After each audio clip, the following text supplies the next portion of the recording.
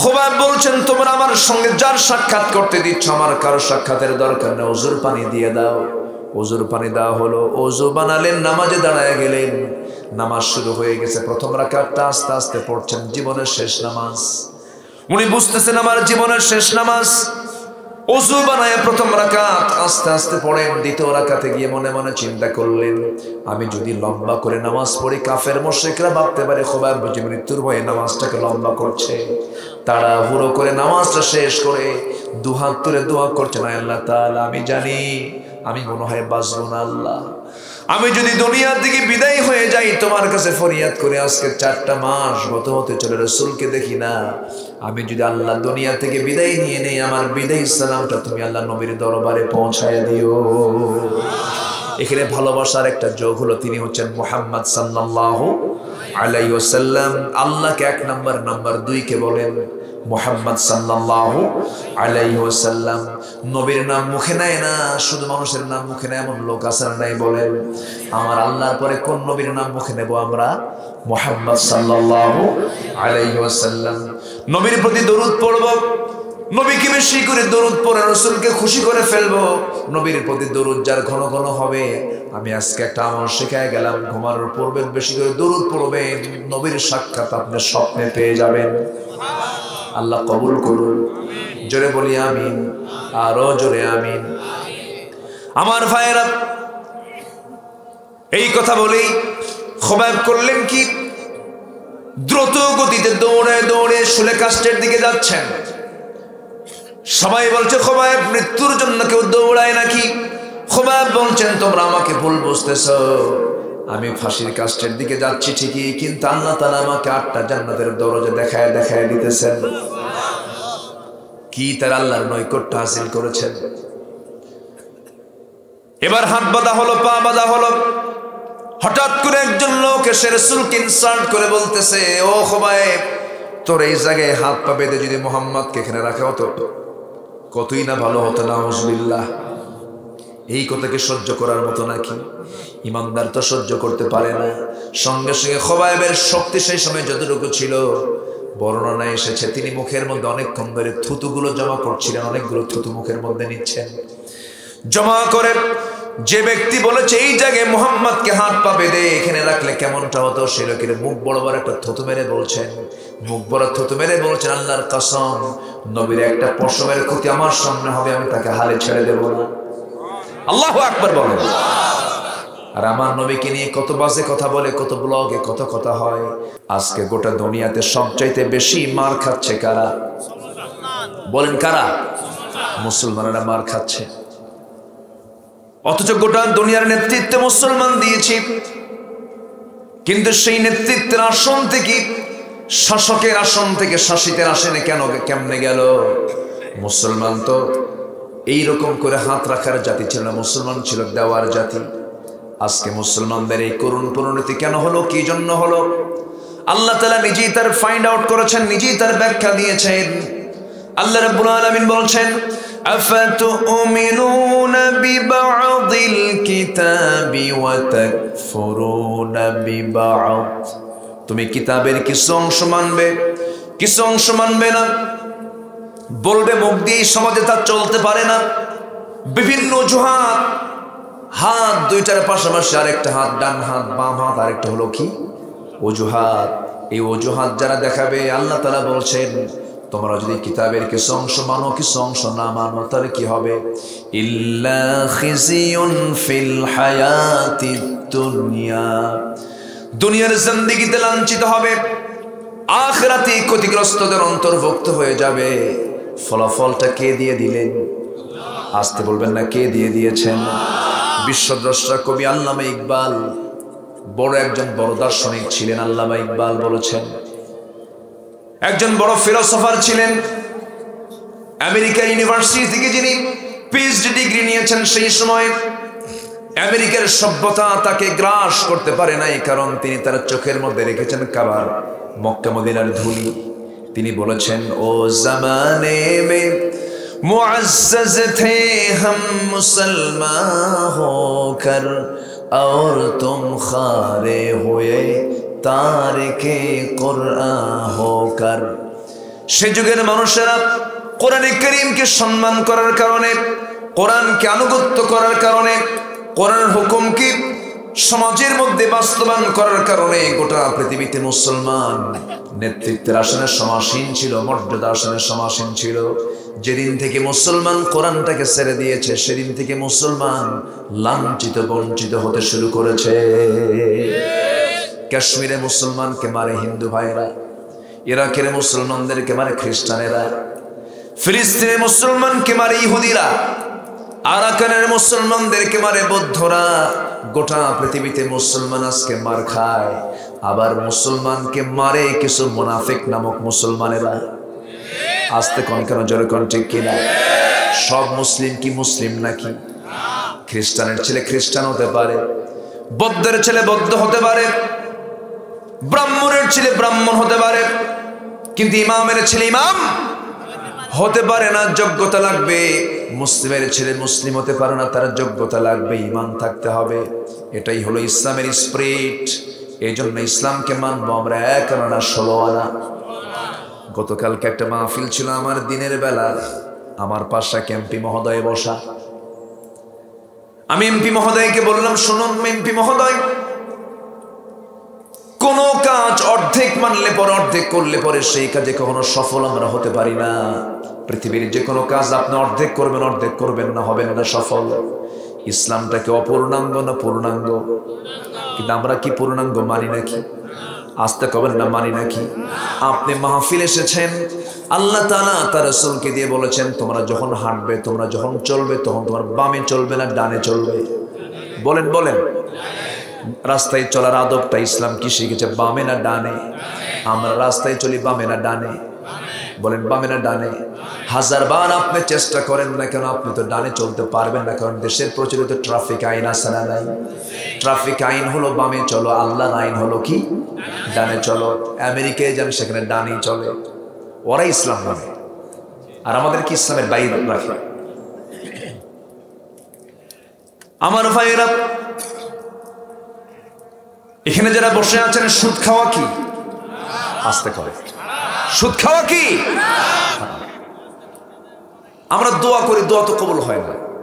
দোয়া কবুল হয় কই? সাহাবীরা বলেছেন সঙ্গে সঙ্গে দোয়া কবুল হয়ে গেছে। সাদ বিন আবি ওয়াক্কাস রাদিয়াল্লাহু তাআলা আনহু, তিনি যে দোয়াটা করতেন সঙ্গে সঙ্গে দোয়া কবুল হয়ে যেত।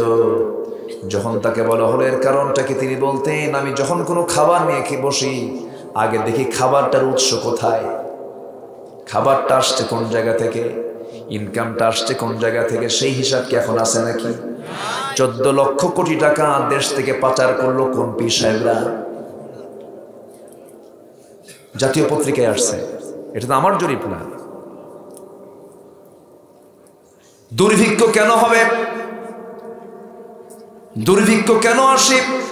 কি জন্য আসে? কাদের হাতের কামাই? বলেন কাদের? আমাদের।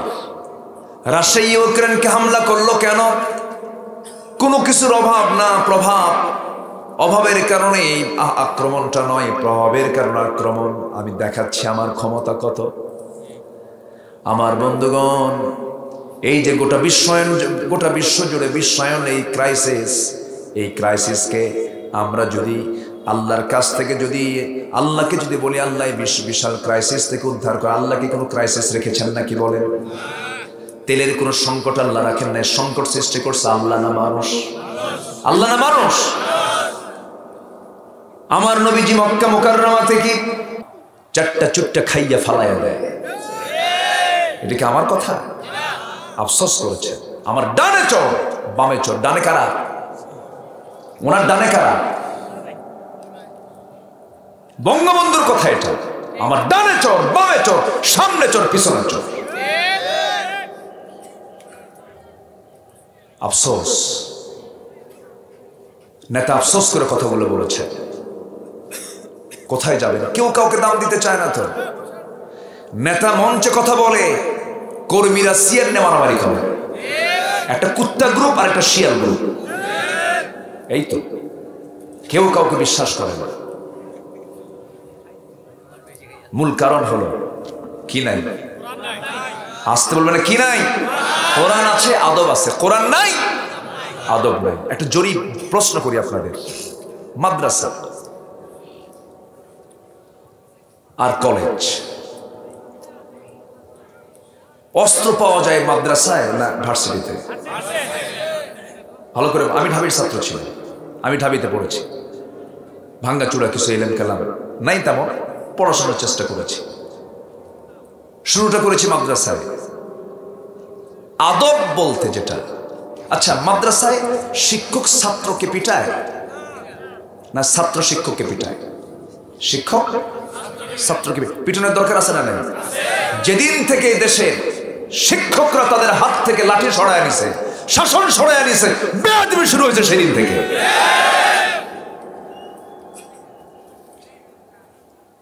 আচ্ছা, তাহলে মাদ্রাসার স্বভাব হলো শিক্ষক ছাত্রকে শাসন করে, আর ভার্সিটিতে কি হয়? শিক্ষক ছাত্রকে পিটায় না ছাত্র শিক্ষককে পিটায়? আমি কিন্তু আপনারাই বলতেছেন, কিন্তু ছাত্র শিক্ষকের রুমে ঢোকার সঙ্গে সঙ্গে শিক্ষক দাঁড়ায় যায়, বাবা কিছু বলবা? স্যার সোজা হয়ে যায়। খবর আছে, আছে না নাই? কি চলছে? শিক্ষাঙ্গন ইডেনকে কি করা হলো? ইডেনের এমন ছাত্রীও আছে যে ছাত্রীগুলো শেষ রাতে তাহাজ্জুদের সেজদায় পড়ে কাঁদে, এরকম আছে। তাদেরকে জেনার কাছে বাধ্য করা হয়েছে। জাহাঙ্গীরনগর ইউনিভার্সিটির মানিক কোথায় দর্শনের সেঞ্চুরি করে মিষ্টি বিতরণ করেছে। দৃষ্টান্তমূলক শাস্তি কি হয়েছে? কিছু হয়েছে? দরকার কি? দরকার আদব পাবেন এখানে। কিছু না পেলেও কি পাবেন? আদব। পিতামাতা, সন্তান, শিক্ষক, ছাত্র, কেমন কি সব কোরআনে আছে না নাই? সূরা লোকমান পড়বেন। লোকমান হচ্ছে আদবের সূরা। জোরে বলেন সুবহানাল্লাহ। সব আপনার ভিতরে পেয়ে যাবেন।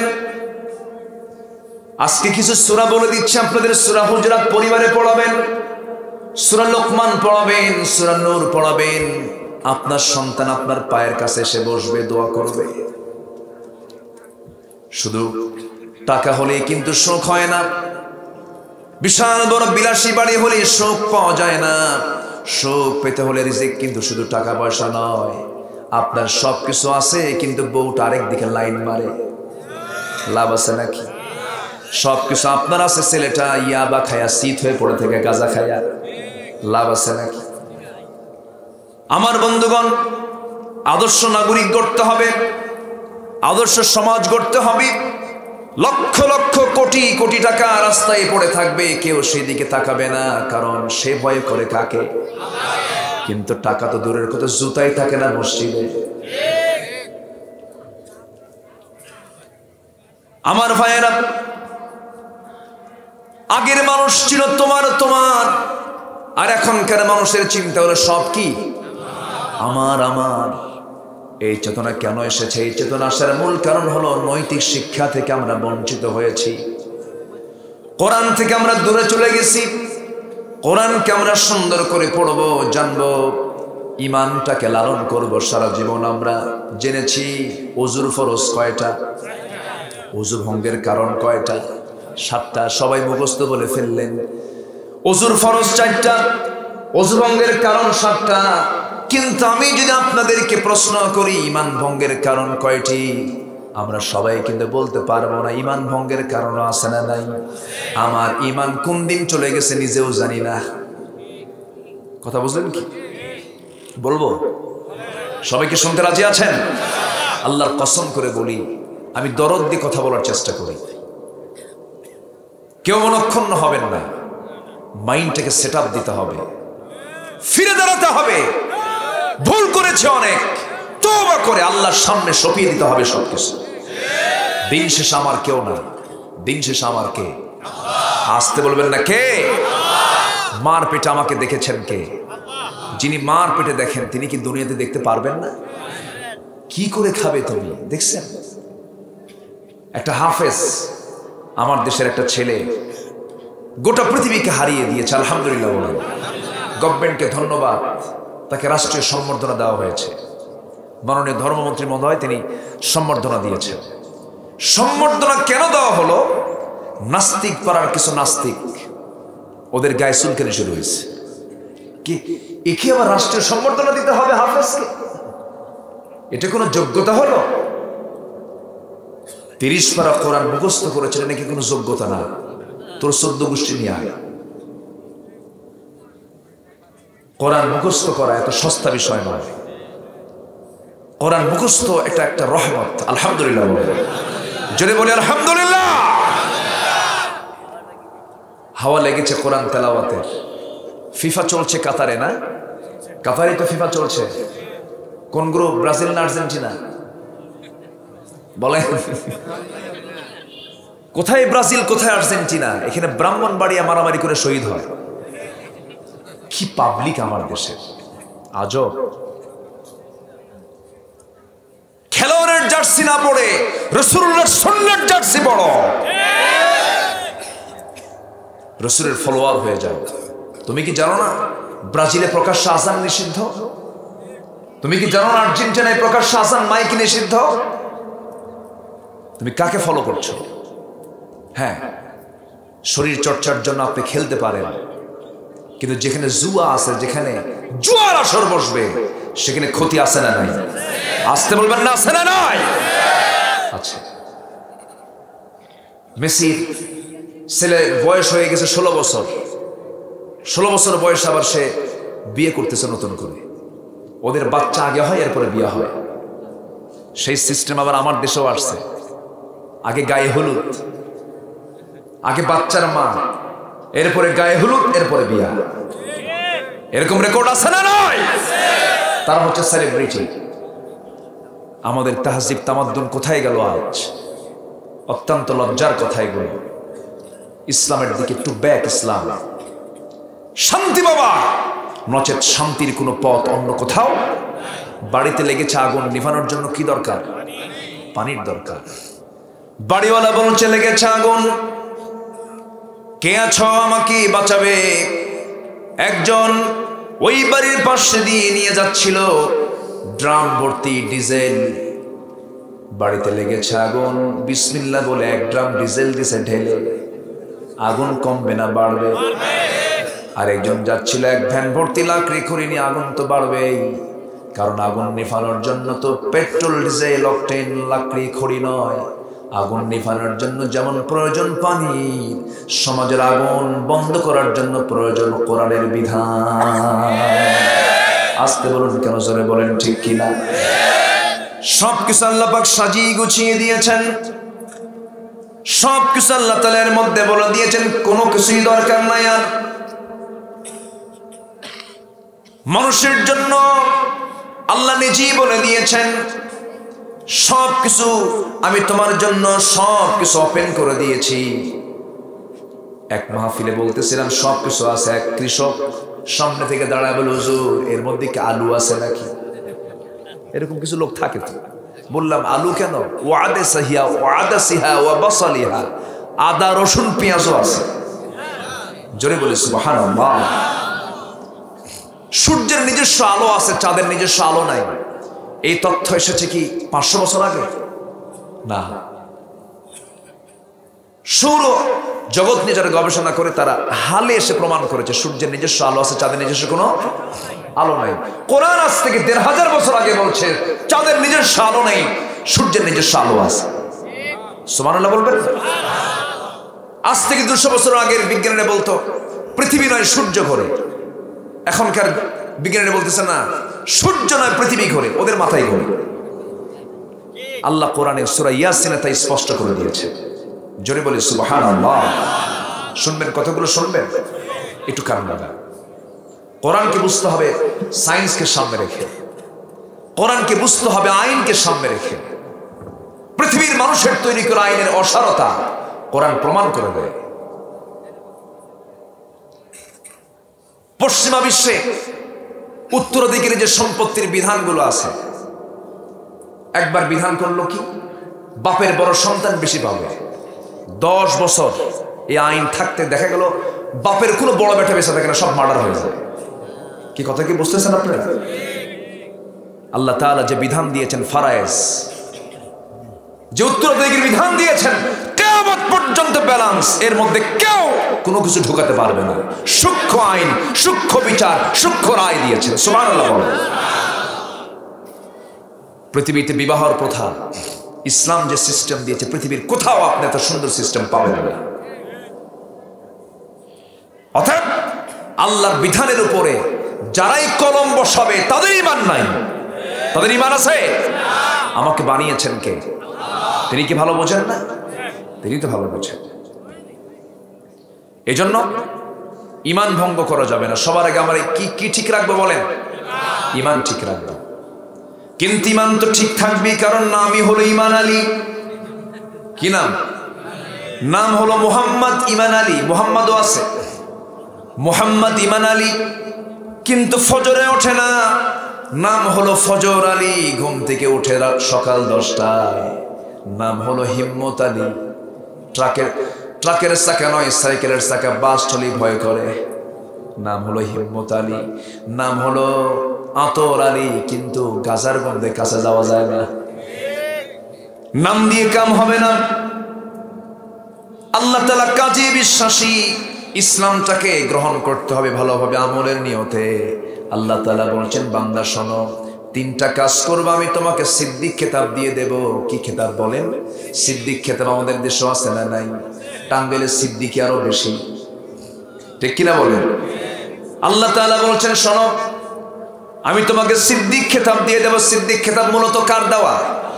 আসতে বলবেন না, কার দেওয়া? আর আমাদের নামে শেষে লাগাইছে কারা? নিজেরাই।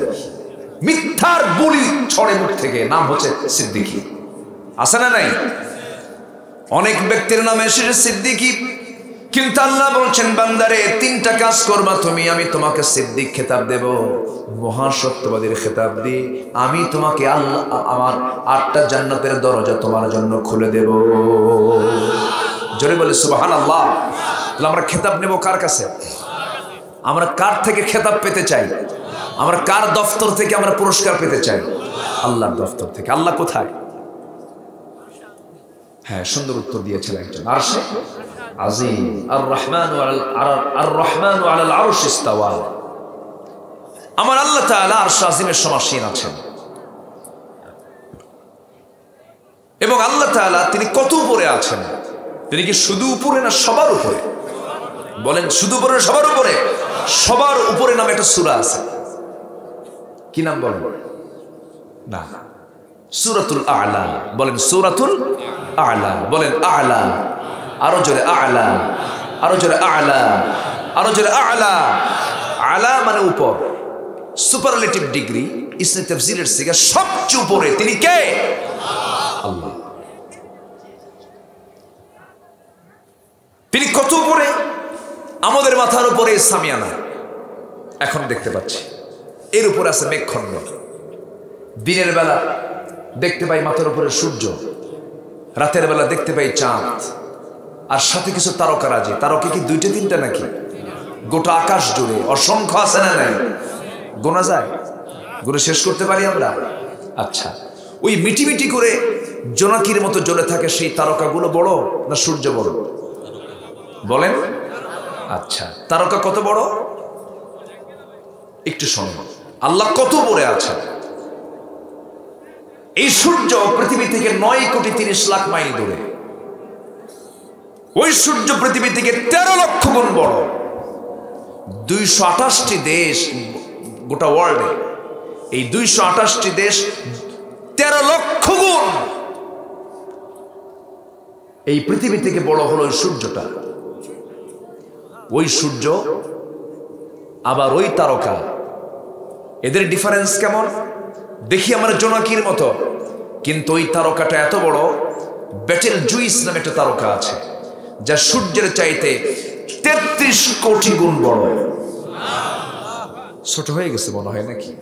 সুবহানাল্লাহ। তো আসতে বললেন, একটু জোরে বলেন সুবহানাল্লাহ।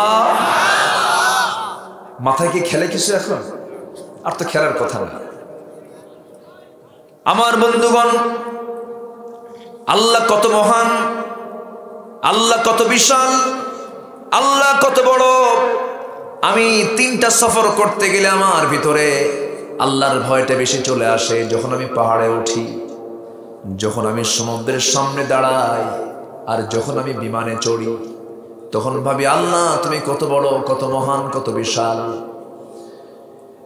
আল্লাহ রাব্বুল আলামিন ওই তারকাগুলোকে এত সুন্দর করে সেট করে দিয়েছেন। এরকম 1টা 2টা নয়, supernova, battle juice, আড্রা, Proxima Centauri, এই যে তারকাগুলো আছে, কোটি কোটি তারকাগুলো এক একটা গ্যালাক্সির মধ্যে আছে। অসংখ্য গ্যালাক্সি আল্লাহ তাআলা মহাশূন্যে রেখে দিয়েছেন।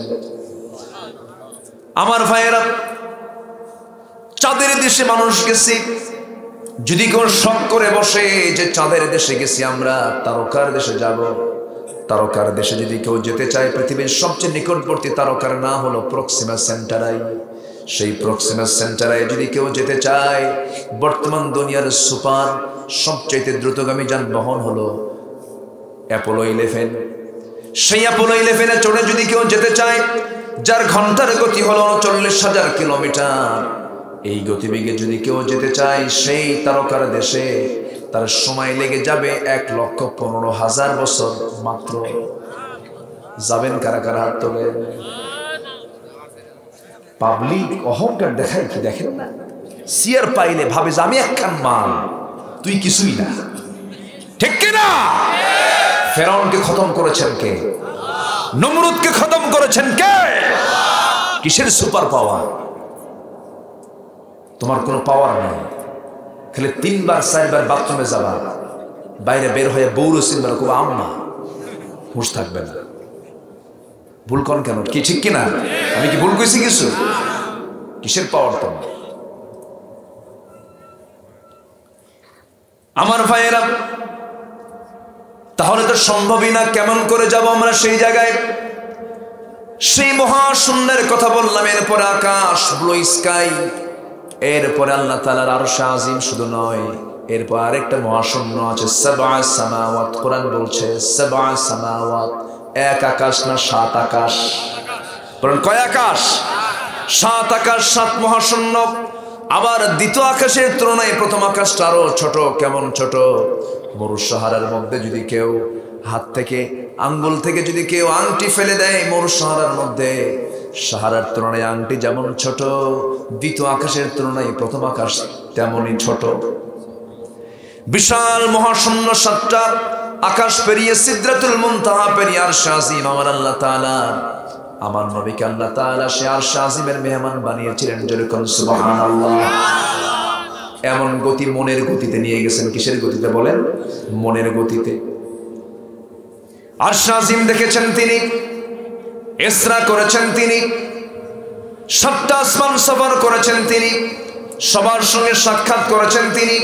Marconi, Faraday, James Watt, Copernicus, Einstein, Dalton, Galileo, এই সমস্ত বড় বড় বিজ্ঞানীদেরকে আমরা কয়েকটা তথ্য দেবার জন্য মহাবিজ্ঞানী বলি, কিন্তু আল্লাহ তাআলা তার রাসূলকে এত বড় সফর করিয়েছেন, তিনি কত বড় মহাবিজ্ঞানী। জোরে বলুন সুবহানাল্লাহ, আরো জোরে বলুন সুবহানাল্লাহ।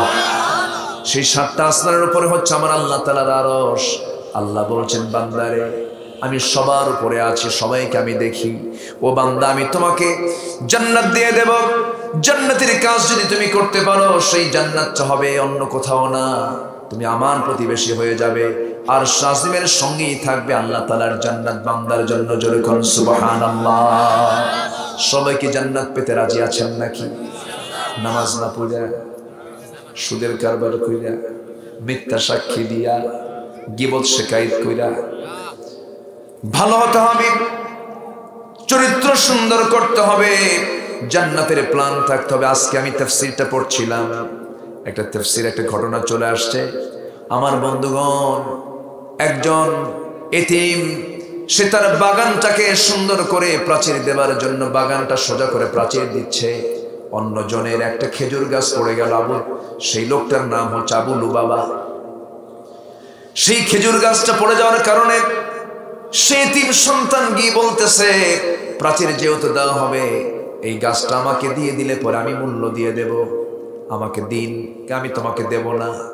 নবীজির কাছে যখন রিপোর্টটা চলে গেল, রাসূল বললেন, আবু লুবাবা তুমি দিয়ে দাও।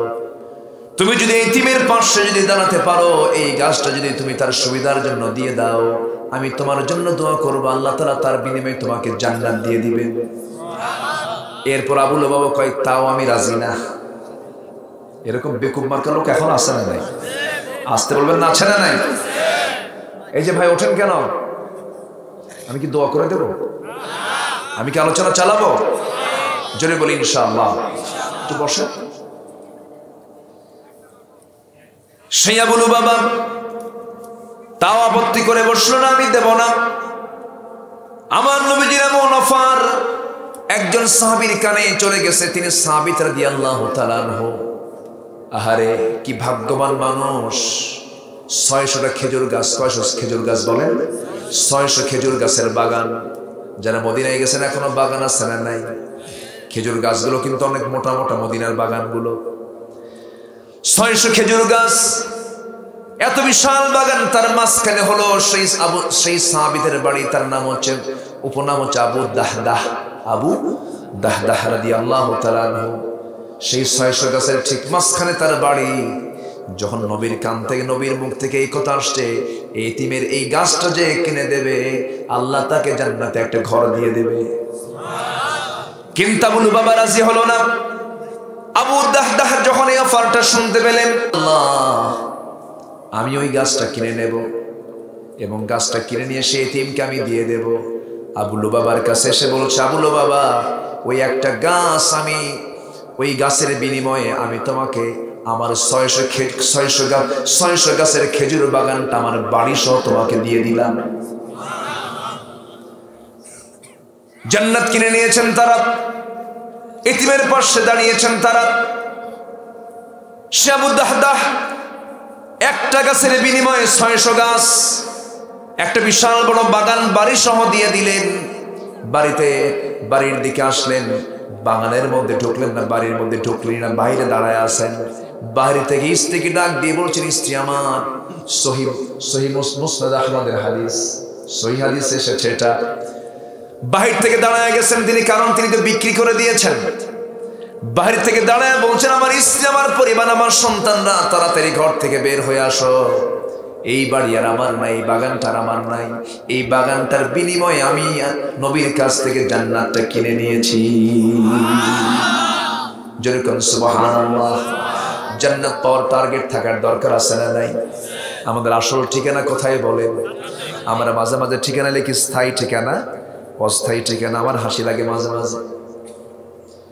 কিসের দুনিয়ার স্থায়ী আর অস্থায়ী ঠিকানা? কথা বলছি এই মুহূর্তে আমি দুনিয়া থেকে বিদায় হয়ে যেতে পারি। আমার বন্ধু গত বছর মারা গেল, কথা বলতে বলতে মঞ্চি মারা গেল। আহারে, রাস্তায় ফিরে যাব আমার ভাই। আমরা হয়তো ঢাকার দিকে যাব, ফিরতে পারবো তার কোনো গ্যারান্টি নাই। কখন মরে যাব কেউ আমরা বলতে পারি না। এই জন্য আমার বন্ধুগণ, ইমানটা এমন একটা জিনিসের নাম, ইমানকে লালন করে চলতে হবে। সব হেরে যাক, ইমানটাকে হারানো যাবে না। ইমানটাকে আমাকে আপনাকে লালন করতে হবে। আমার ভাইরা একটু কান লাগাবেন। আল্লাহ বলছেন, 3টা কাজ করো, আমি তোমাকে জান্নাতের, আমি তোমাকে সিদ্দিক খেতাব দিয়ে জান্নাত দিয়ে দেব। নাম্বার 1 হলো, ইন্নামাল মুমিনুনা আল্লাযীনা আমানু বিল্লাহি ওয়া রাসূলিহি সুম্মা লাম ইয়ারতাবু ওয়া জাহাদু বিআমওয়ালিহিম ওয়া আনফুসিহিম ফি সাবিলিল্লাহ। জোরে বলুন আল্লাহু আকবার। প্রকৃত মুমিন তো তারাই যাদের 1 নম্বর গুণ হবে, ঈমান আনবে কার উপরে? আসতে বলবেন না, কার উপরে? দেখে না দেখে, আসতে কয়, দেখে না দেখে। আল্লাহকে আমরা দুনিয়াতে দেখতে পাবো না, কারণ দেখতে পাবো কেমন? আল্লাহর সৃষ্টি অনেক আছে, তাও তো দেখি না। বাতাস দেখি না, বিশ্বাস করি। ইথার দেখি না, বিশ্বাস করি।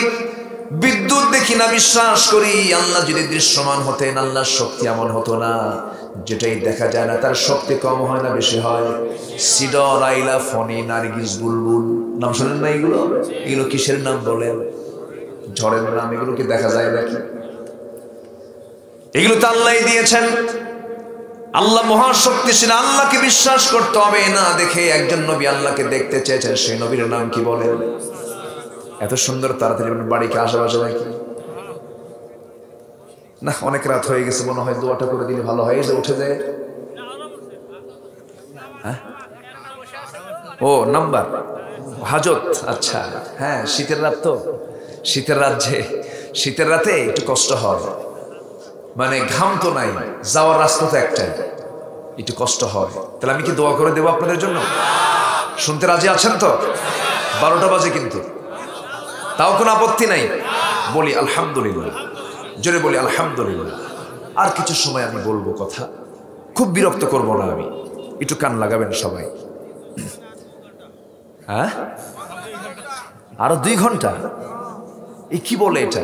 এটা কি জানাজা সহ নাকি? এতক্ষণ কথা বলা যাবে তো? আমার বন্ধুগণ, এতক্ষণ ধরে কিন্তু কিছু কথা আমি বলে ফেলেছি। 1 নম্বর বিষয় হলো ইমানটা কোনো কন্ডিশনে ইমানকে নষ্ট করা যাবে না, ইমানকে বিক্রি করে দেওয়া যাবে না, ইমানকে প্রশ্নবিদ্ধ করা যাবে না। ইমান প্রশ্নবিদ্ধ হয়ে যাবে সেই সময় বান্দা যখন ইমানের সঙ্গে শিরিকের কাজ করবে, ইমানের সঙ্গে বিদআতের কাজ করবে, ইমানের সঙ্গে কুফরের কাজটা করবে, তখন কি ইমান থাকবে নাকি? ইমান থাকবে না।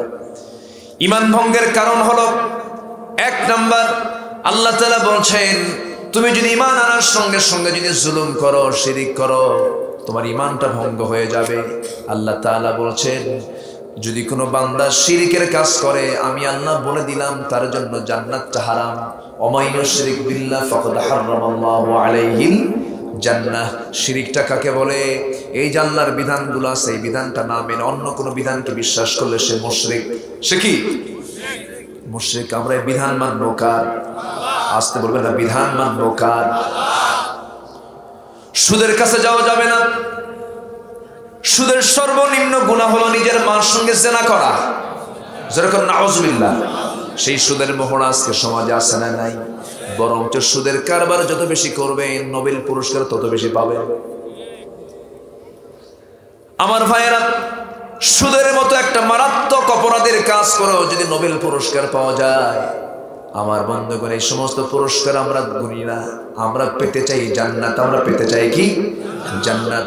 সুদ খাওয়া কি? আসতে কবেন না, সুদের কারবার করা কি? মনে হয় মধুপুরে কোনো সুদ নাই। আসতে খাও কেন? আছে, সুদ আছে। এই সময় কেউ উঠেন না, উঠলে ভাববো ওটাই সুদ খায়। বসে। আজকে সমাজে সুদ চালু হয়ে আছে, কিন্তু যাকাত চালু নাই। কোন দিন যেন একটা মাহফিল, আমার মাহফিল এসপি মহোদয় বসা ছিলেন, তিনি তার বক্তৃতায় বললেন, তিনি বলছেন যদি আজকে আমার দেশে ব্যাংকিং হিসেব অনুযায়ী যদি যাকাতটা আদায় হতো, পরপর 5 বছর যদি যাকাতের টাকা যদি গভর্নমেন্ট আদায় করত, তাহলে দেখা যেত পদ্মা সেতুর মতো 3-4টা সেতু 5 বছরের টাকা দিয়ে হয়ে যেত। এদেশের সমস্ত টাকাগুলো 8% লোকের হাতে জিম্মি। কয় পার্সেন্ট? 8% লোকের হাতে জিম্মি। আল্লাহ তাআলা বলছেন টাকার মালিক হয়েছে, ভালো কথা, তোমাকে যাকাত দিতে হবে নফল মনে করে, ওয়াজিব মনে করে না, ফরজ মনে করে। ফরজ মনে করে। নামাজ আছে যেখানে যাকাত আছে, সেখানে কোরআন যারা পড়েছেন, নামাজ হচ্ছে আল্লাহর হক, যাকাত হচ্ছে বান্দার হক। আল্লাহর হকের সঙ্গে বান্দার হকটা জুড়াইয়া দিয়েছেন। যাকাত আছে, সমাজে ভারসাম্য আছে। যাকাত নাই, জুলুম হবে, ঠিক কিনা? জুলুম। যাকাতকে অনেকে জরিমানা মনে করে, অথচ যাকাত হচ্ছে আল্লাহর বিধান। যাকাত তোমাকে ফরজ মনে করে দিতে হবে। তুমি 1 কোটি টাকার মালিক হয়েছে, 1 বছর শেষে তোমাকে 2.5 লক্ষ টাকা দিতে হবে। এটা কার বিধান? আসতে বলবেন না, কার বিধান? ইসলামের ভিত্তি কয়টা বলেন? বলেন কয়টা বলেন? কালেমা, নামাজ, এরপরে রোজা, এরপরে হজ, এরপরে কি? যাকাত গেছে কয় নাম্বারে? দিয়ে দিয়েছেন। এই বিষয়গুলো অনেকে মানতে চায় না, অথচ উনি মনে করেন টাকা আছে হজে যাব, টাকা আছে হজ করব, দান করব, যাকাত দেব না। না না, আপনাকে আপনার মতো করে চললে হবে না, আপনাকে আল্লাহর বিধান মতো আপনাকে চলতে হবে। আমার বন্ধুগণ, এই জন্য এই সমস্ত বিষয় লঙ্ঘন করলে তার ইমানটা নষ্ট হয়ে যাবে, ইমান প্রশ্নবিদ্ধ হয়ে যাবে, ইমানের ক্যান্সার হবে। ইমানের ক্যান্সার আছে না নাই? ইমানের ক্যান্সার হয়ে যাবে। ইমান যদি ক্যান্সার আক্রান্ত হয়, সেই ইমান নিয়ে আমি আপনি জান্নাতে যেতে পারবো না। আমার বন্ধুগণ, সাহাবীরা ইমানটাকে কত কষ্ট করে লালন করেছেন। এরপর আল্লাহ তাআলা বলছেন সুম্মা লাম ইয়ারতাবু, যারা ঈমান আনার পরে যারা সন্দেহ করবে না।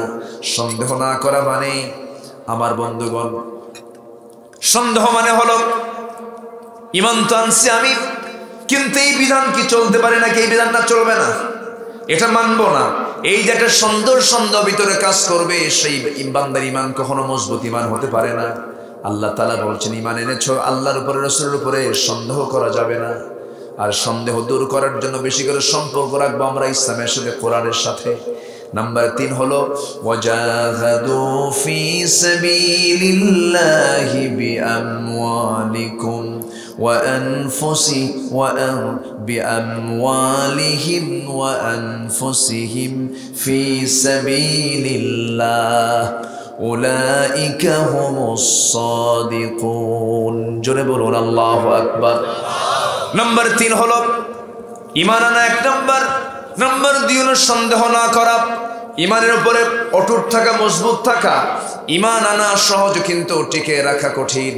আল্লাহ তাআলা আরেক জায়গায় আয়াতের পরিপূরক আয়াত আরেক জায়গায় বলছেন, আল্লাহ তাআলা বলছেন ইন্নাল্লাযীনা ক্বালু রাব্বুনাল্লাহু সুম্মা ইসতাকামু তাতানাসসালু আলাইহিমুল মালায়েকা আল্লা তাখাফু ওয়া লা তাহজানু ওয়া আবশিরু বিল জান্নাতিল্লাতী কুনতুম তুআদুন। জোরে বলুন আল্লাহু আকবার।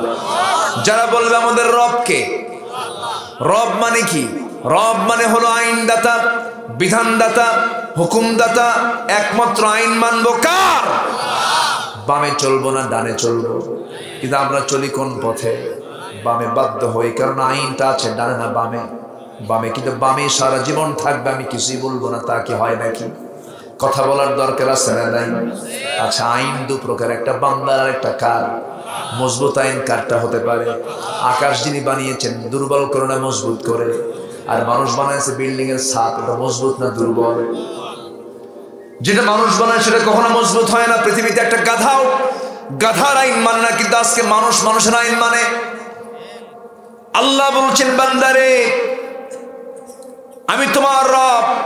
এই কথার উপরে যারা টিকে থাকবে, সুম্মা ইসতাকামু, টিকে থাকা কিন্তু সহজ নয়। টিকে থাকতে গেছেন আম্মায়ে কেরাম, তারা অনেকে মারা গেছেন, শহীদ হয়ে গেছেন। টিকে থাকতে গেছেন সাহাবায়ে কেরাম, জীবন দিয়ে দিয়েছেন, আল্লাহকে রব হিসেবে গ্রহণ করেছেন। আবু জেহেলরা সহ্য করতে পারে নাই। নবীর একজন প্রিয় সাহাবী খুবাইবকে মক্কা থেকে, মদিনা থেকে ধরে এনে মক্কায় জেলখানায় ঢুকায় দিল। জেলখানায় ঢুকায় দিয়ে বলছে, খুবাইব ইসলামটা ছেড়ে দাও, ইসলাম না ছাড়লে তোমাকে আমরা মেরে ফেলবো।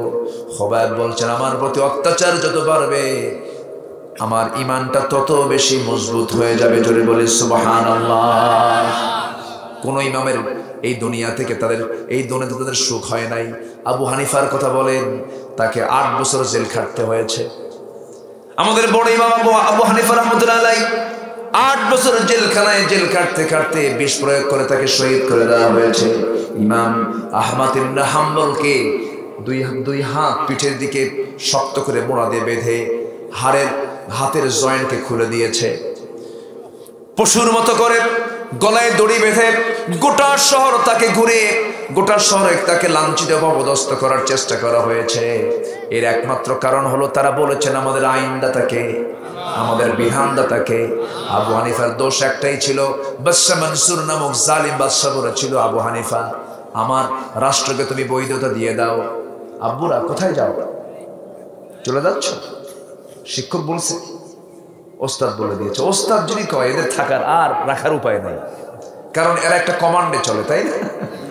শিক্ষক যদি শুধু চোখের ইঙ্গিত মারে, আমি 1000 বার বলে লাভ হবে না। ঠিক আছে তোমরা চলে যাও, ওরা শেষ রাত্রে আবার উঠবে। এই যে ওস্তাদ, আপনি ওস্তাদ মনে হয় না? আচ্ছা ঠিক আছে, তাহলে আমরা দোয়া করে দিই। আর কিছুক্ষণ যে জোরে বলি ইনশাআল্লাহ। আমি বারবার কেন বলছি আপনাকে বিরক্ত না করি, শীতের রাত তো। আমার ভাইয়েরা, ওই মদিনা থেকে ধরে এনে মক্কার জেলখানায় রেখে তাকে রিমান্ডে না হলো, মারতে মারতে রক্তাক্ত করে দেওয়া হলো। বলা হলো খোবাব এখনো সময় আছে, কি করবে বলো। খোবাব বলছেন শোনো, তোমরা আমাকে কি করবে আমাকে নিয়ে জানি না, তবে আমি জান্নাতের চিন্তা করি। জোরে বলেন সুবহানাল্লাহ। বাঁচবো কয়দিন আমরা, চলে যাবো আমাদের আসল ঠিকানায়, স্থায়ী ঠিকানায় চলে যেতে হবে আমাকে আপনাকে। ঘর থেকে বের হওয়া মাত্রই পরিবার থেকে বিদায় নিতে হবে, এমন ভাবে প্রত্যেকটা দিন বলতে হবে স্ত্রী চলে গেলাম, নাও তো ফিরতে পারি, আমারে মাফ করে দিও। লা ইয়াহিল্লু লিল মুসলিমিন আন ইয়াহজুরা আখাহু ফাওকা সালাস, কোন মুসলমানের জন্য হালাল হবে না জপর ভাইকে 3 দিন পর্যন্ত তাকে পরিত্যাগ করবে। আও কামা ক্বালা আলাইহিস সালাতু ওয়াস সালাম। সম্পর্ক কখনো নষ্ট করা যাবে না কারোর সাথেই। মান আহাব্বা লিল্লাহ ওয়া বাগাদা লিল্লাহ ওয়া আতা লিল্লাহ ওয়া মানা লিল্লাহ। আল্লাহু আকবার। সব সম্পর্ক হবে কার জন্য? আল্লাহর জন্য হবে। আমার বন্ধুগণ, খোবাইবকে যখন জেলখানায় আটকে রাখা হলো, খোবাইবের জন্য খাবার বন্ধ করে দিয়েছে। এবার খোবাইবের জন্য খাবার বন্ধ হলে কি হবে? খোবাইবের আকীদা, খোবাইবের তাওয়াক্কুল হলো পাখির মতো। রাসূল বলেছেন, বান্দা যদি তাওয়াক্কুল পরিপূর্ণ রাখত আল্লাহর উপরে, আল্লাহ তাআলা পাখির মতো রিজিক বান্দাকে দিয়ে দিতেন। জোরে বলেন সুবহানাল্লাহ। অনেক বান্দা বলে কি করে খাবো, আছে না, কি করে খাবো, এই কথা কি ইমানদার বলতে পারে নাকি? আমাকে খাওয়াবেন কে? মার পেটে 9টা মাস খাওয়াইছেন কে? মার পেটে খাওয়ানো সহজ না দুনিয়াতে খাওয়ানো সহজ? মার পেটে খাওয়ানো তো দারুণ কঠিন ব্যাপার। নিখুঁত করে আল্লাহ তাআলা আমাকে মার পেটে খাওয়া দিয়েছেন। দুনিয়ার কোনো ফ্যাক্টরি আলো ছাড়া চলে না, কিন্তু আল্লাহ তাআলা আমার মার পেটের মধ্যে আমাকে আলো বিহীন করে মার পেটের মধ্যে আমাকে রেখে দিয়েছেন। কত সুন্দর করে বানিয়েছেন, 2টা চোখ টানা টানা, সুবহানাল্লাহ বলবেন না? কত সুন্দর টানা টানা চোখ আল্লাহ তাআলা দিয়েছেন।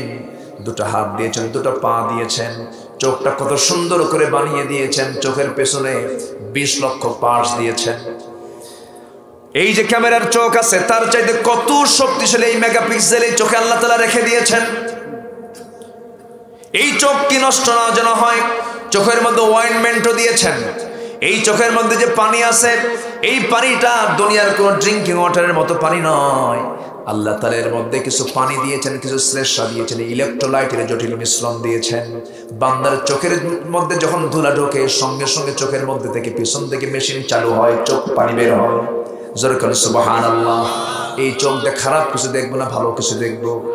নিজের বউ দেখবো না, পরের বউ দেখবো। আস্তে আস্তে খায়। আরে নিজের বউ না পরের বউ? যার বউ নাই, বান্ধবী, গার্লফ্রেন্ড, জিএফ, বিএফ না, বিএফ জিএফ বলতে ইসলামে কিচ্ছু নাই। বিবাহ পূর্ব কোন সম্পর্ক জায়েজ নাই, জায়েজ নাই। এগুলো বলতে গেলেই তো আমরা প্রগতির বিরুদ্ধে চলে যাই। আমাদেরকে বহু কিছু বলা হয়, বহু কিছু আমাদেরকে নিয়ে মন্তব্য করা হয়। আমার ভাইয়েরা, আল্লাহ তাআলা যৌন কামনা প্রত্যেকটা বান্দার মধ্যে দিয়েছেন, কিন্তু সেটা হতে হবে বৈধ না অবৈধ। আজকে নতুন নতুন যে রোগগুলো তৈরি হয়েছে, এই নতুন নতুন রোগ তৈরির মূল কারণ হলো সম্পর্ক বৈধ না অবৈধ? অবৈধ। আল্লাহ তাআলা কত সুন্দর করে চেহারা বানায় দিলেন, নারীকে সুন্দর করে বানায় দিলেন। তুমি নারীর প্রশংসা করতে করতে আল্লাহর প্রশংসা ভুলে গেলা, তাহলে কি হলো? নারীর প্রশংসা আগে না আল্লাহর প্রশংসা আগে? এই যুবকরা, কার প্রশংসা আগে? কিন্তু তুমি যে স্কুলের সামনে গিয়ে শীত হয়ে পড়ে থাকো, গার্লস স্কুলের সামনে গিয়ে কিছু যুবক এতিমের মতো দাঁড়ায় থাকে, আছে না? আরে আছে না? নাই, এতিমের মতো দাঁড়ায় থাকে। মেয়েটা যখন বের হয় পিছে পিছে যায়, মেয়ে কিছু বলে না, এ বলে তুমি কি কিছুই বলবা না আমাকে? 3টা দিন যাবত ঘুম নেই, খাওয়া নাই, আছে না? নাই। তুমি একটা নারীর জন্য পাগল, অথচ এই নারীকে সুন্দর করে বানিয়েছেন যিনি, তিনি কে? আসতে বল, তিনি কে? অতএব আগে পাগল হতে হবে কার জন্য? আল্লাহর জন্য। খোবাইব পাগল হয়ে গেছেন আল্লাহর জন্য। ইমানটাকে লালন করেছেন কেমন করে দেখেন। খাবার বন্ধ করে দিয়েছে, খোবাইবের কোনো চিন্তা নাই। খোবাইবকে আল্লাহ তাআলা জান্নাত থেকে খাবার যোগান দিয়েছেন। 2 মাস 2.5 মাস চলে গেল, খোবাইবের মৃত্যু হয় না। সবাই মনে মনে চিন্তা করলো খোবাইবের কি হয়েছে। সবাই জানতে পেরেছে খোবাইবের আল্লাহ খোবাইবকে খাবার দিয়ে যায়। জোরে করে সুবহানাল্লাহ। আল্লাহ কি পারেন না? আসতে কবেন আল্লাহ কি পারেন না? আল্লাহ যদি মরিয়মের পেটে স্বামী ছাড়া সন্তান দিতে পারেন, আল্লাহ যদি আদম হাওয়াকে যদি বাপ মাসারা যদি পৃথিবীতে আল্লাহ তাআলা দিতে পারেন, আল্লাহ কি পারেন না? অসম্ভবকে সম্ভব করার যোগ্যতা একমাত্র কেবলমাত্র কার? আল্লাহ তাআলা। খোবাইবের খাবারের ব্যবস্থা হয়ে গেল। শেষ পর্যন্ত তারা সিদ্ধান্ত নিল খোবাইবকে তারা দুনিয়া থেকে চিরতরে বিদায় করে দেবে। বলা হলো খোবাইব আল্লাহর দ্বীনটা ছেড়ে দাও, আল্লাহকে ছেড়ে দাও, আল্লাহর ইসলামকে ছেড়ে দাও। খোবাইব বলল সব ছাড়বো, কিন্তু আমি আমার ঈমানকে ছাড়বো না, কোনো ক্রমেই সম্ভব নয়। শেষ পর্যন্ত তারা সিদ্ধান্ত উপনীত হলো সেখানকার আদালত তার বিরুদ্ধে শুলে কাস্টে ঝুলিয়ে মারার অর্ডার দিয়ে দিল। তার কানে সংবাদ চলে এলো। সঙ্গে সঙ্গে বলা হলো খোবাইব তোমার শেষ ইচ্ছা বলতে কিছু আছে নাকি? আমার ইচ্ছাগুলো পূরণ করব। সঙ্গে সঙ্গে খোবাইব বলছেন আমার শেষ ইচ্ছা তোমরা যদি পূরণ করে নিতে চাও, পূরণ করে দিতে চাও, আমি দুনিয়ার কারোর সঙ্গে সাক্ষাৎ করতে চাই না, দুনিয়ার কারোর সঙ্গে আমি কথা বলতে চাই না। আমাকে একটা চান্স যদি দিতে চাও, সেই চান্সটা হলো আমাকে ওযুর পানি দিয়ে দিবা, নামাজে দাঁড়ায় আমি আল্লাহর সঙ্গে কথা বলবো। আমাকে ওযুর পানি দিয়ে দাও। কি সম্পর্ক তার আল্লাহর সঙ্গে করেছেন। আমরা সম্পর্ক গড়ব কার সাথে? আজকে মাহফিল শেষ করে নিয়ে সবাই বাড়িতে চলে যাব। আমরা বাড়িতে চলে গিয়ে ঘুমানোর পূর্বে যদি আপনি একটু চিন্তা করে দেখেন, এই যে চোখটা বন্ধ করলাম, চোখটা আর খুলতে নাও পারি। এই চোখ আমার জীবনের শেষ বোঝা হতে পারে, বন্ধ হতে পারে। দিন শেষে আপনি যখন চিন্তা করে দেখবেন, রাতের আধারে যখন চিন্তা করবেন, পার্শ্বে বউ আছে, সে আপনার আপন কেউ না। সন্তান, যে সন্তানের জন্য আপনি এত কিছু করলেন, সে আপনার আপন কেউ না। আপনার বাবা আপন কেউ না, মা আপন কেউ না। মরে যাবেন এখন, 12 ঘন্টার মধ্যে জানাজা, কাফন, দাফন। আপন কে? আপন তো আমার আল্লাহ। খোবাইব বলছেন তোমরা আমার সঙ্গে যার সাক্ষাৎ করতে দিচ্ছ, আমার কারো সাক্ষাতের দরকার নেই, ওযুর পানি দিয়ে দাও। ওযুর পানি দেওয়া হলো, ওযু বানালেন, নামাজে দাঁড়ায় গেলেন। নামাজ শুরু হয়ে গেছে। প্রথম রাকাতটা আস্তে আস্তে পড়ছেন, জীবনের শেষ নামাজ। উনি বুঝতেছেন আমার জীবনের শেষ নামাজ। ওযু বানায় প্রথম রাকাত আস্তে আস্তে পড়েন। দ্বিতীয় রাকাতে গিয়ে মনে মনে চিন্তা করলেন, আমি যদি লম্বা করে নামাজ পড়ি, কাফের মুশরিকরা ভাবতে পারে খোবাইব বুঝি মৃত্যুর ভয়ে নামাজটাকে লম্বা করছে। তাড়াহুড়ো করে নামাজটা শেষ করে দুহাত তুলে দোয়া করছেন, আল্লাহ তাআলা আমি জানি আমি মনে হয় বাঁচবো না। আল্লাহ আমি যদি দুনিয়া থেকে বিদায় হয়ে যাই, তোমার কাছে ফরিয়াদ করে আজকে 4টা মাস গত হতে চলে, রাসূলকে দেখি না। আমি যদি আল্লাহ দুনিয়া থেকে বিদায় নিয়ে নেই, আমার বিদায় সালামটা তুমি আল্লাহ নবীর দরবারে পৌঁছায় দিও। এখানে ভালোবাসার একটা যোগ হলো, তিনি হচ্ছেন মুহাম্মদ সাল্লাল্লাহু আলাইহি ওয়াসাল্লাম। আল্লাহকে 1 নাম্বার, নাম্বার 2 কে বলেন মুহাম্মদ সাল্লাল্লাহু আলাইহি ওয়াসাল্লাম। নবীর নাম মুখে নেয় না, শুধু মানুষের নাম মুখে নেয় এমন লোক আছে না নাই? বলেন আমার আল্লাহর পরে কোন নবীর নাম মুখে নেব আমরা? মুহাম্মদ সাল্লাল্লাহু আলাইহি ওয়াসাল্লাম। নবীর প্রতি দরুদ পড়ব, নবীকে বেশি করে দরুদ পড়ে রাসূলকে খুশি করে ফেলবো। নবীর প্রতি দরুদ যার ঘন ঘন হবে, আমি আজকে একটা আমল শিখায় গেলাম, ঘুমানোর পূর্বে বেশি করে দরুদ পড়বেন, নবীর সাক্ষাৎ আপনি স্বপ্নে পেয়ে যাবেন। আল্লাহ কবুল করুন। জোরে বলি আমিন, আরো জোরে আমিন। আমার ভাইয়েরা, এই কথা বলেই খোবাইব করলেন কি, দ্রুত গতিতে দৌড়ে দৌড়ে শুলে কাস্টের দিকে যাচ্ছেন। সবাই বলছে খোবাইব মৃত্যুর জন্য কেউ দৌড়ায় নাকি? খোবাইব বলছেন তোমরা আমাকে ভুল বুঝতেছ, আমি ফাঁসির কাস্টের দিকে যাচ্ছি ঠিকই, কিন্তু আল্লাহ তাআলা আমাকে 8টা জান্নাতের দরজা দেখায় দেখায় দিতেছেন। কি তার আল্লাহর নৈকট্য হাসিল করেছেন। এবার হাত বাঁধা হলো, পা বাঁধা হলো। হঠাৎ করে একজন লোক এসে রাসূলকে ইনসাল্ট করে বলতেছে, ও খোবাইব তোর এই জায়গায় হাত পা বেঁধে যদি মুহাম্মদকে এখানে রাখা হতো কতই না ভালো হতো। নাউজুবিল্লাহ। এই কথাকে সহ্য করার মতো নাকি? ইমানদার তো সহ্য করতে পারে না। সঙ্গে সঙ্গে খোবাইবের শক্তি সেই সময় যতটুকু ছিল, বর্ণনায় এসেছে তিনি মুখের মধ্যে অনেকক্ষণ ধরে থুতুগুলো জমা করছিলেন, অনেকগুলো থুতু মুখের মধ্যে নিচ্ছেন।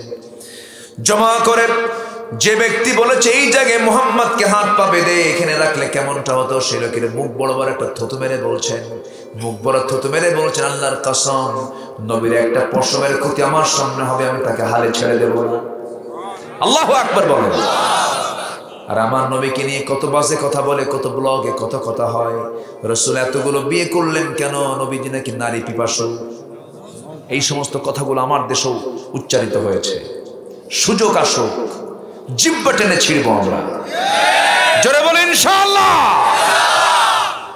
আমার বাপকে গালি দাও আমি সহ্য করব, আমাকে গালি দাও সহ্য করব, রাসূলকে নিয়ে আল্লাহকে নিয়ে কথা বলবা, অবশ্যই এখানে ছাড় দেওয়া হবে না, ছাড় দেওয়া হবে না, ছাড় দেওয়া হবে। আমার অস্তিত্ব এটা। সম্মানিত ভাইয়েরা, সঙ্গে সঙ্গে একজন কাফের এসে খেপে গিয়ে তার ডান হাতে তরবারে একটা আঘাত মেরে দিল। এক হাতে হাতটা পড়ে গেল, খোবায় মুসকে মুসকে হাসে। আরেকটা হাতে মেরে দিল, চিৎকার করে হাসে। বলা হলো, খোবায় আমরা তোমার অঙ্গহানি করি, তুমি হাসো কেন? খোবায় বলছে, আল্লাহ তাআলা আমাকে জান্নাতের হুরগুলো দেখায় দিচ্ছে। জোরে বলে সুবহানাল্লাহ। ঈমান তারা এনেছেন, জীবন বাজি রেখেছেন তারা। কেমন করে? খোবাবের সামনে মৃত্যুর একদম নিকটতম সময় চলে এলো। এমন সময় একজন কাফের এসে নেশা তরবারি দিয়া বুক বরাবর মেরে দিল, পিঠ দিয়ে বের হয়ে গেল। বুকের রক্তগুলো দেখতে দেখতে খোবাব দুনিয়া থেকে শাহাদাত বরণ করলেন, শহীদ হয়ে গেলেন। আমার বন্ধুগণ, নবীজি মদিনার মসজিদে সাহাবায়ে কেরামকে নিয়ে আলোচনা করছিলেন। হঠাৎ করে তিনি দাঁড়ায় গেলেন, হাত উঁচু করে বলছেন, সালামুন আলাইকা ইয়া খোবাব, সালামুন আলাইকা ইয়া খোবাব। হে খোবাব তোমাকে সালাম, হে খোবাব তোমাকে সালাম। ওমরে ফারুক কেঁদে উঠে বলছেন, হুজুর আমাদের খোবাবের কি হয়েছে? আমার নবীজি বলছেন, ও সাহাবী ওমর, আমার খোবাব জান্নাতের পাখি হয়ে জান্নাতের মধ্যে উড়ে বেড়াতেছে। জোরে বলে সুবহানাল্লাহ, আরো জোরে বলে সুবহানাল্লাহ। আমার ভাইয়েরা, এই জন্য টিকে থাকতে হবে আমাকে আপনাকে। সন্দেহ পোষণ করা যাবে না। নাম্বার 3 হলো জিহাদ করতে হবে। কার পথে? এই দেশ কি এমনি স্বাধীন হয়েছে নাকি? সংগ্রামের দরকার হয়েছে কিনা বলেন? সংগ্রাম যার নাম, জিহাদও তার নাম। জিহাদ মানে হলো চেষ্টা করা। কি করা বলেন? চেষ্টা করা। ঠান্ডার মধ্যে আসছেন, এটা কি বলেন? জিহাদ। ফজর নামাজ পড়বেন, ওযু ঠান্ডা পানি দিয়ে ওযু বানায় নামাজ পড়বো আমরা, এটা কি বলেন? জিহাদ। এখন পরিশ্রম হয় না, আস্তে করে নেমে পড়লো। কিন্তু প্লেনটা যখন উপরের দিকে ফ্লাই করবে, বারবার মহড়া দেয়, রানওয়েতে শুধু দৌড়ায় দৌড়ায় দৌড়ায়, চেষ্টা করে করে এরপর একটা ধাক্কা মেরে উপরের দিকে উঠে যায়। এটা হলো জিহাদ, প্রচেষ্টা। এটাকে জিহাদ বলা হয়।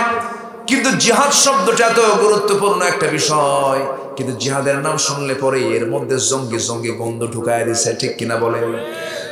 সেদিন একটা প্রশ্ন দেখলাম, জঙ্গি উৎপন্ন হয় কোথায়? 4টা অপশন লিখেছে, মসজিদ, এরপরে মন্দির, এরপরে কলেজ, এরপরে মাদ্রাসা। কি লিখবে মানুষ? সন্তান লিখবে মাদ্রাসা, কারণ সমাজে প্রচলিত আছে কি? মাদ্রাসা, মিডিয়া। আমার ভাইয়েরা, এইরকম করে একটা চক্র আছে গোটা পৃথিবী জুড়ে। ইসলামকে সন্ত্রাসী ধর্ম, মুসলমানকে জঙ্গিবাদের ধোঁয়া তুলে ইসলামকে নির্মূল করতে চায়। আমার আপনার দায়িত্ব হলো, আখিরি জামানার দিকে আমরা পড়ে গেছি, ঈমানটাকে লালন করতে হবে। যে কোনো মূল্যে হোক না কেন, ঈমানকে আমরা কখনো নষ্ট করব না। রাজি আছেন?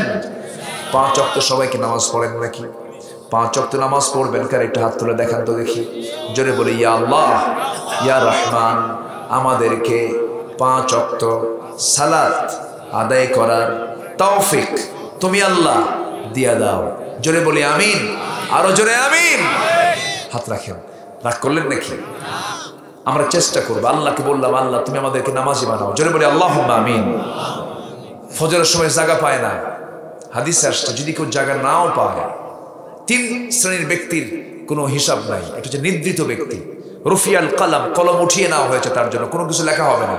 ঘুমন্ত অবস্থায় সে জায়গা পায় নাই, যখন উঠবে তখনই নামাজ। আল্লাহু আকবার বলে। শিশুর জন্য কোনো হিসাব নাই।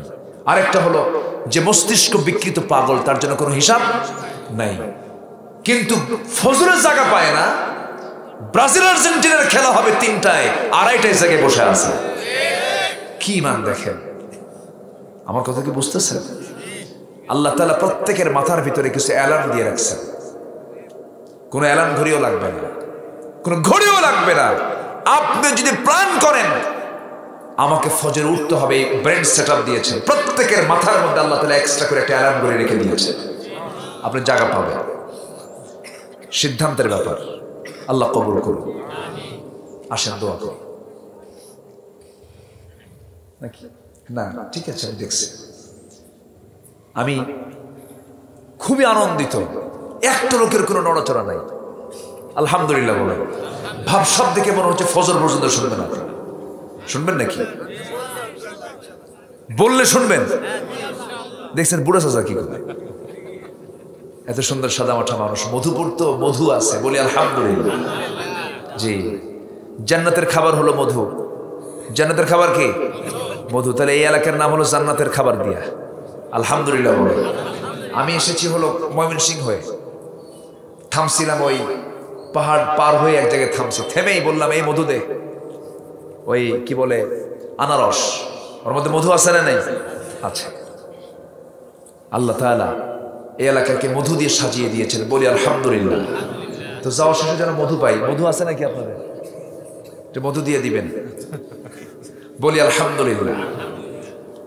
আল্লাহ তাআলা মধুটা বানানোর জন্য ডিপার্টমেন্ট দিয়েছেন কোন প্রাণীকে বলেন? কাকে? যদি মানুষকে দেওয়া হতো ওখানে ভেজাল করতো, ঠিক কিনা? আল্লাহ এমন একটা মেডিসিন দিচ্ছে, এমন একটা প্রাণীকে, আপনি মৌচাকে ঢিল মারবেন একদম হুল ফুটায় দেবে একদম, ঠিক কিনা? ওখানে জান ঢুকানোর কোনো উপায়, কিন্তু কি করে জানেন? ওটা কেটে নিয়ে সোর মধ্যে ঢুকায় দেয়। মধুর কোনো দোষ নাই, মধু যা আছে একদম সলিড। মৃত্যু রোগ ছাড়া সব রোগের ঔষধ মধু। সুবহানাল্লাহ। বেশি খাওয়া যাবে না। কে বলেছে ডায়াবেটিস রোগী খেতে পারবে না? সব খেতে পারবে, খাবেন, কিন্তু বেশি না কম? কম। সব খাবার রাসূল বলেছেন তোমরা পেটটাকে 3 ভাগ করো। কি মেডিসিন তিনি রাসূল দিয়েছেন? 3 ভাগ করো, 1 ভাগ খাবার, 1 ভাগ পানি, 1 ভাগ খালি, কোনো অসুখ হবে না তোমার। সুবহানাল্লাহ। আমরা এগুলো ফলো করার চেষ্টা করব। কালো জিরা, মধু, এটা হচ্ছে সুন্নাহ এবং হাদিসের এবং কোরআনের, এটা হচ্ছে চিকিৎসা, বলি আলহামদুলিল্লাহ। আর যে দেহে কোরআন তেলাওয়াত বেশি থাকবে সেই দেহে কোনো রোগ থাকবে না। কোরআনের শব্দগুলো, কোরআনের যে উচ্চারণগুলো, এতে মানে এটা দিয়ে মানে বান্দার লাংস, শ্বাস প্রশ্বাস, শ্বাস প্রশ্বাসের কিন্তু একটা ব্যায়াম আছে। ব্যায়াম আছে না নেই? কোরআন পড়তে নিয়ে কি শ্বাস প্রশ্বাস নেওয়া লাগে না? খলাকাল ইনসান আল্লামাহুল বায়ান আশ-শামসু ওয়াল কমারু বিহুসবান ওয়ান নাজমু ওয়াশ-শাজারু ইয়াসজুদান। এই যে আপনি দম নিচ্ছেন, এতে লাংসের উপকার হয়, বলি আলহামদুলিল্লাহ। পৃথিবীর শ্রেষ্ঠ সাউন্ড হলো কোরআনের সুর, আলহামদুলিল্লাহ। আজ এবার কাতার 92 বছরের ইতিহাসে চমক লাগিয়ে দিয়েছে, ওয়ার্ল্ড কাপের শুরু হয়েছে কোরআন তেলাওয়াত দিয়া।